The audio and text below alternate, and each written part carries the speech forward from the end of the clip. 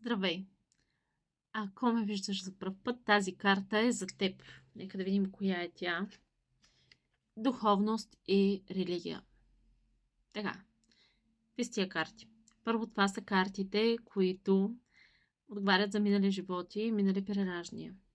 И когато ни се падне картата за духовност и религия, то показва, че в миналото си всъщност ние сме се прераждали в религиозни личности и хора, които са работили в посоката на религията. Много често тук говорим за християнството, но не е задължително да е християнство. Може и да е мюсюлманство или друга религия, но най-важното е, че тези хора са били отдали живота си на духовното под една или друга форма и то най-вече в религията. Често тези хора в миналия си живот са преписвали религиозни текстове. В този живот може да сте склонни да се поддавате повече на религии, но и на някакви форми на секти, които трябва да се предпазите. Честно казано, лековерие и наивност е възможно да имате в този живот, вследствие на ситуации, свързани с предишния живот. Т.е. миналото вие сте преценили, че това нещо е валидно и в този живот някой може да се употреби с вашата вяра. Така че имайте едно на ум, не се доверявайте на всеки.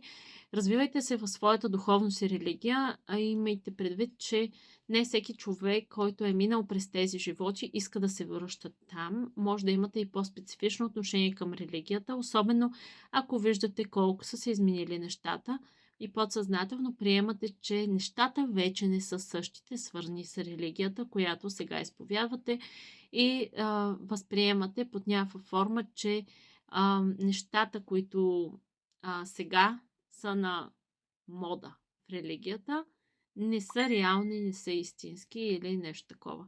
Приемете, че в миналото сте имали реално духовен път, духовен живот, свързан и обвързан с религията, а в този живот преценете сами и внимавайте да не злоупотребяват с вашата необходимост от вяра или религия в живота ви. Пожелавам ви прекрасен ден и ако такова съдържание ви е полезно или интересно, може да ме последвате. Чао!